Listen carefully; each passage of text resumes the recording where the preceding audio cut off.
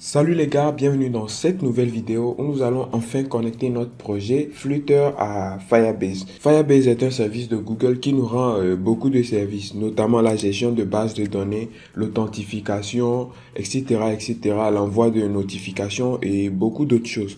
Donc, pour connecter notre projet à Firebase, on est forcément obligé d'avoir un compte Firebase. Donc, nous allons aller saisir Firebase dans la barre de recherche et nous allons nous inscrire. Voilà, donc juste avec l'adresse mail. Vous cliquez sur le premier lien ici et là, on va cliquer sur Get Started. Directement, on est sur Firebase. Sinon, on aurait pu passer par le terminal pour créer notre compte. Il n'y a pas de souci à ça. Donc ici, au niveau de la documentation, vous pouvez voir que nous avons les étapes qui nous permettent d'ajouter Firebase, notre application Flutter à Firebase. Ou bien voilà. Et ici, ça, c'est pour ajouter les applications iOS. Et moi, j'ai choisi Android puisque nous sommes en train de développer une application Android. Donc, dans cette vidéo, nous allons apprendre à connecter notre projet à Firebase. Et dans une autre vidéo, on pourra commencer par faire les inscriptions via l'authentification, la connexion, etc., etc. Donc, cette première étape-là, les conditions préalables, nous les avons déjà fait. Donc, on a déjà Android Studio et tout, et tout, et tout.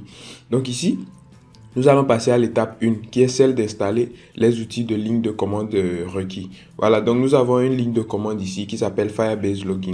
Je vais copier cette ligne de commande là et vous allez voir ce qui va se passer. Donc j'ouvre le terminal ici. Voilà, je vais ouvrir le terminal et je vais coller la ligne de commande qui m'a été donnée. Voilà, donc je colle la ligne de commande ici et je vais appuyer sur Entrée. Directement, vous allez voir que on aura une erreur. Voilà, comme vous pouvez le voir, on nous dit que Firebase, le thème Firebase n'est pas reconnu comme nom d'appelé d'une commande. Donc, cela veut dire que Firebase n'est pas encore reconnu. Voilà pourquoi j'ai utilisé un autre PC. Je sais que vous aurez aussi cette erreur-là, donc c'est l'occasion de la traiter directement. Donc, pour gérer cette erreur-là, nous allons aller sur Internet, voilà, et nous allons devoir installer NPM. Donc, on va faire comme ça, install NPM sur Windows 10, donc on Windows 10. Voilà, et vous allez cliquer sur le premier lien ici, Download and Installing Node.js.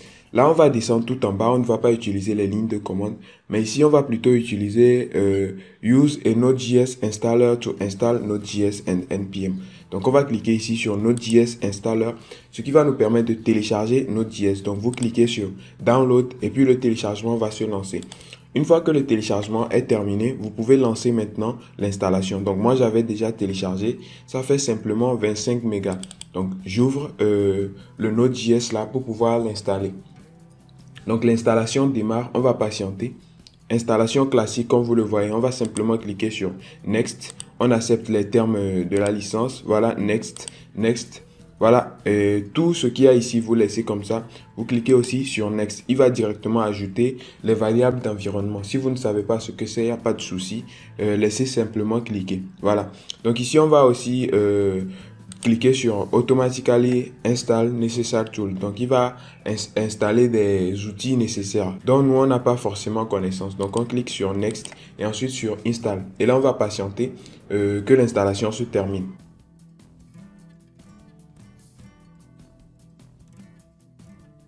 Donc voilà les gars, Node.js est maintenant installé. On va cliquer sur Finish et nous allons retenter encore la ligne de commande que Firebase nous a donnée. Comme vous pouvez le voir ici, tout a été bien configuré. On me dit d'appuyer sur une touche pour continuer. Donc j'appuie sur une touche et là je patiente pour voir quelles sont les informations qu'il va me demander.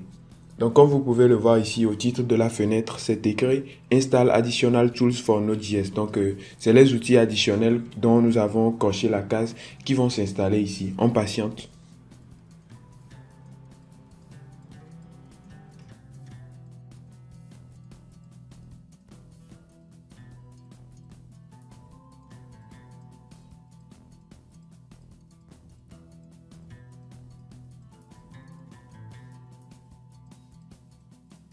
Donc voilà les gars, comme vous pouvez le voir, il est en train d'installer plusieurs choses et ça prend déjà 10 à 15 minutes. Ce que nous allons faire, c'est que nous allons continuer notre installation de Firebase sans déranger cette installation-là. On va voir si déjà les outils nécessaires pour Firebase sont installés. Donc je vais simplement réduire cette fenêtre-là et on va retourner au niveau de Firebase. Donc vous voyez ici que nous avions besoin de l'installation de Firebase Login. Mais aussi pour pouvoir installer ça, voilà, on avait besoin de cette ligne de commande là, npm install j Firebase Tool. Voilà ce qui va nous permettre d'importer la commande Firebase dans nos variables d'environnement et d'être reconnu par un terminal. Voilà. Donc nous allons ouvrir le CMD comme ça. Donc l'invite de commande, bien sûr, je vais saisir CMD et là je vais l'ouvrir en tant qu'administrateur. Donc je clique sur exécuter en tant qu'administrateur.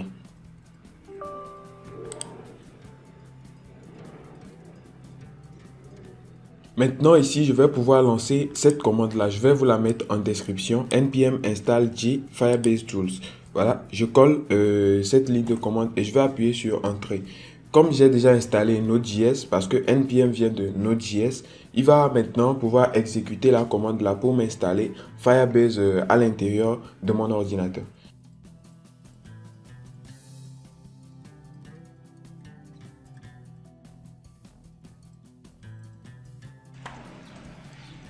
Donc là, vous voyez que nous avons une erreur et cette erreur est due au fait que la connexion est lente. Donc on va simplement relancer encore la commande. Donc nous allons simplement appuyer sur Entrée une deuxième fois pour pouvoir lancer cette nouvelle commande. Et là, nous avons encore un tas d'erreurs ici dû à l'échec de suppression de certains dossiers. Je pense que c'est à cause de cette interface-là. Donc nous allons la fermer, même si elle n'est pas terminée. Voilà, comme vous voyez, j'ai quitté l'interface. On va encore relancer. Donc, on va recoller la ligne de commande et on va la lancer encore une deuxième fois. Donc voilà les gars, il me semble que l'installation est terminée. Maintenant, nous allons essayer la commande Firebase Login pour voir ce qui va se passer. Donc, on va simplement copier cette commande-là ici et nous allons la recoller une deuxième fois. Et là, le code d'erreur nous dit ici qu'il est impossible de charger le fichier car l'exécution des scripts est désactivée sur le système. Donc, nous allons activer cette exécution de script là en allant au niveau du menu démarrer et puis nous allons saisir PowerShell. Ensuite, nous allons l'exécuter en tant qu'administrateur. Voilà, et maintenant au niveau du terminal ici, nous allons rentrer une commande, une ligne de commande que je vais aussi vous mettre dans la description. Donc voici la ligne de commande ici, on va la copier. Et là, nous allons la coller directement ici. Et je vais appuyer sur Entrée. Et là, on va appuyer sur O pour dire oui. Maintenant que c'est validé, on va réexécuter le script au niveau de Android Studio Code. Donc ici, nous allons ressaisir Firebase Login. Donc je vais simplement le copier comme ça. Et je vais le recoller ici. Et on va patienter cette fois-ci. Maintenant, vous voyez que la commande fonctionne. Et là, on me demande si je veux que Firebase collecte les informations d'erreur et tout. Donc, je vais mettre oui. Donc, en mettant Y. Et puis, je vais appuyer sur Entrée. Maintenant, il va me dire de visiter l'adresse URL. Donc, vous allez autoriser l'accès ici. Et ensuite, il va directement se lancer sur mon navigateur par défaut. Et là, je vais pouvoir confirmer mon adresse email. Et là, il va pouvoir directement lier l'application à mon compte Firebase lié à mon adresse email. Donc, je clique et là, je vais confirmer avec oui. Voilà, continuer. Et ensuite, je vais autoriser. Donc, en cliquant ici sur Allow. Donc, comme vous le voyez ici, la connexion a été réussie. Donc, lorsque je vais retourner au niveau de Flutter, vous pouvez voir que c'est écrit ici Successfully Login as, voilà, mon adresse email et tout. Et maintenant, nous allons continuer avec la deuxième ligne de commande ici, qui est Dartpub Global Activate. Voilà, nous allons la copier et aussi nous allons l'exécuter dans Android Studio. Donc, je vais coller et lorsque je lance aussi, vous voyez que nous avons aussi une erreur parce que le terme Dart n'est aussi pas reconnu en tant que nom d'appelé de commande. Donc, nous devons aussi l'ajouter. Pour cela, vous allez aller sur ce site-là, archive Dart. Voilà, je vais mettre aussi le lien dans la description. Et là, vous allez venir ici au niveau de Stable Channel et vous allez télécharger la version 64 bits de Windows, voilà, correspondant à votre système d'exploitation. Sinon, vous pouvez télécharger aussi la version iOS, etc. Donc, nous, on va prendre celle de Windows ici, celle-ci. Vous allez la télécharger. Elle pèse 200 et quelques mégas. Donc, moi, je l'avais déjà téléchargée. La voici ici. Nous allons l'ouvrir dans le répertoire et on va la copier dans un endroit sûr. Comme vous voyez, c'est l'archive ici que nous avons. Donc, nous allons simplement l'extraire. Donc, je vais faire un clic droit et je vais l'extraire ici. Donc, je vais faire comme ça, extraire vers Dart, SDK, etc. Et là, une fois que ça sera extrait, nous allons pouvoir le copier et le transférer vers le disque C. Donc voilà les gars, le dossier a bien été extrait. Je vais simplement faire un CTRL-C ou bien CTRL-X et ensuite je vais me rendre dans le disque C. Voilà. Donc je vais ouvrir le disque C ici et je vais directement le coller dans la racine. Voilà, maintenant je vais l'ouvrir. Je vais entrer à l'intérieur donc Dart SDK. Je vais aussi aller dans le dossier bin. Et là vous pouvez voir que nous avons Dart ici. Donc voilà, nous allons copier ce chemin d'accès là. Je vais cliquer ici et je sélectionne tout, puis je vais copier. Après avoir copié, nous allons ouvrir notre menu démarrer et nous allons saisir environnement comme ça.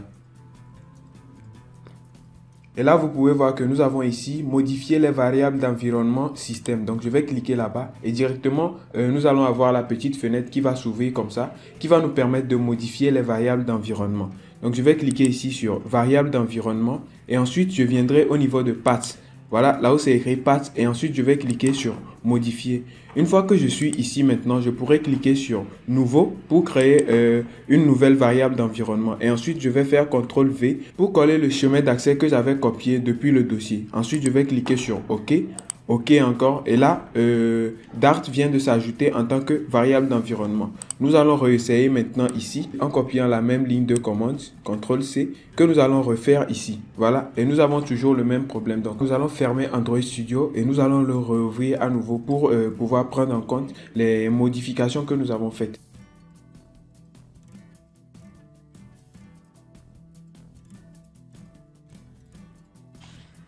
Et là maintenant, nous allons réessayer encore une fois que Android Studio est réouvert. Donc je vais cliquer ici pour ouvrir le terminal et je vais pouvoir relancer la commande toujours. Donc je vais faire CTRL V et là, on va appuyer sur Entrée.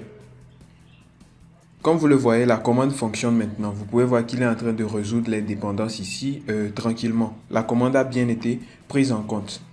Donc on va patienter qu'il finisse et on va pouvoir continuer. Donc voilà, il a fini les configurations nécessaires et il nous laisse un S ici. Lorsqu'on appuie sur Entrée, on peut voir que nous avons une erreur. C'est pas un souci, on va continuer et si on a une erreur, on va la résoudre tout à l'heure. Donc en deuxième étape ici, vous pouvez voir qu'on nous demande de configurer nos applications pour utiliser Firebase. Donc on va toujours utiliser les lignes de commande, on va la copier et nous allons revenir au niveau de Android Studio pour continuer notre configuration. Je fais un CTRL V et là je vais appuyer sur Entrée. On peut me dire aussi que Flutter Fire Configure n'est pas reconnu en tant que nom de commande. Donc nous allons aussi l'ajouter. Donc pour l'ajouter, nous allons aller aussi sur ce site-là pour copier une ligne de commande qui va nous permettre de le faire. Comme je vous l'ai dit, je mettrai tous les liens en description ou bien je mettrai toutes les lignes de commande. Vous voyez ici que c'est écrit Dart, Pub, Global, Activate, Flutter, CLI. Vous voyez que cette commande-là, nous l'avions déjà exécutée au début, donc on ne va pas l'exécuter. On va exécuter la deuxième commande. Donc je vais cliquer sur Copy et je vais ouvrir CMD ici. Et là, je vais pouvoir coller la ligne de commande ici et ensuite je vais appuyer sur Entrée.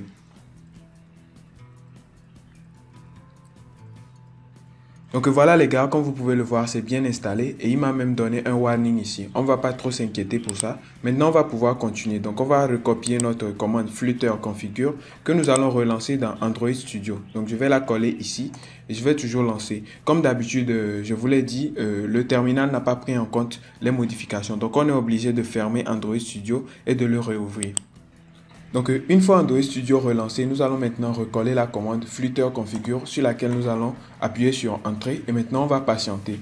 Et là nous avons la même erreur. On nous dit d'ajouter ce chemin d'accès là à nos variables d'environnement, ce qu'on n'avait pas fait. Donc on va copier ceci, voilà, CTRL C. Et là nous allons l'ajouter aux variables d'environnement comme on avait fait tout à l'heure. Donc je clique ici, je vais cliquer sur variable d'environnement et toujours sur Path et là modifier. Ensuite nouveau et je vais le coller. Puis je clique sur OK. OK. Voilà, maintenant que tout ça est fait, on va encore fermer Android Studio une énième fois et nous allons le relancer aussi. Voilà, Android Studio est relancé. Donc nous allons aller chercher la ligne de commande qui nous causait des problèmes. Voilà, ici, c'est cette ligne de commande là, Flutter Fire Configure. Et maintenant, nous allons l'exécuter dans Android Studio. CTRL V. J'appuie sur Entrée et nous allons patienter. Vous voyez que cette fois-ci maintenant, il a bien été pris en compte et puis il commence à configurer un projet pour nous. Donc ici, il nous demande d'entrer un identifiant pour notre projet. Ça, c'est-à-dire le nom de notre projet. On va simplement faire comme ça. On va l'appeler tuto et on va appuyer sur Entrée. Donc, il va créer notre projet Firebase Tuto pour nous. Donc, on aurait pu aussi faire ça avec l'interface depuis Firebase ici, c'est-à-dire au niveau de la console Firebase, on aurait pu faire la même chose. Mais on peut aussi le faire aussi avec le terminal, c'est l'occasion d'apprendre. Sinon, on aurait cliqué ici sur Créer un projet et puis ajouter l'identifiant qui nous a demandé tout à l'heure. Et là, on peut voir ici qu'il nous dit que le projet tuto a bien été créé. Maintenant que cela est fait, nous allons exécuter la dernière ligne de commande ici, c'est Flutter pub add Firebase core. Donc pour le faire aussi, nous devons ajouter Flutter aux variables d'environnement. Donc on va toujours venir ici et d'abord nous allons aller chercher le chemin d'accès. Donc on va aller sur ce PC, on va dans disque C et ensuite dans le dossier où on avait installé Flutter. Voici le dossier ici Flutter. Vous allez ouvrir le fichier bin, le dossier bin et on va se retrouver dans cette partie-là. Ensuite, on va copier le chemin d'accès.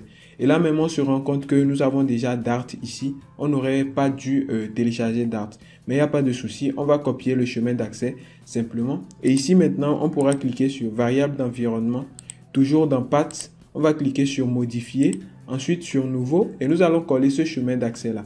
On clique sur OK, OK et voilà.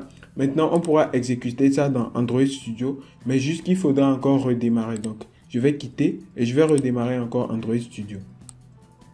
Maintenant que c'est lancé, on va pouvoir copier la ligne de commande ici, Flutter pub add Firebase core. Voilà pour pouvoir initialiser Firebase dans notre application. C'est simple comme ça.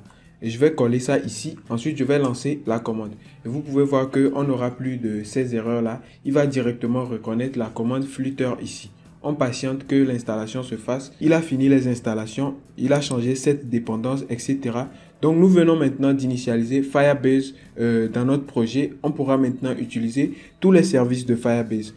Donc on se retrouve dans la prochaine vidéo où nous allons enfin créer une interface de connexion dans laquelle nous allons utiliser le service d'authentification pour pouvoir nous connecter et voir comment gérer la création d'utilisateurs avec Firebase. Ciao, ciao les gars.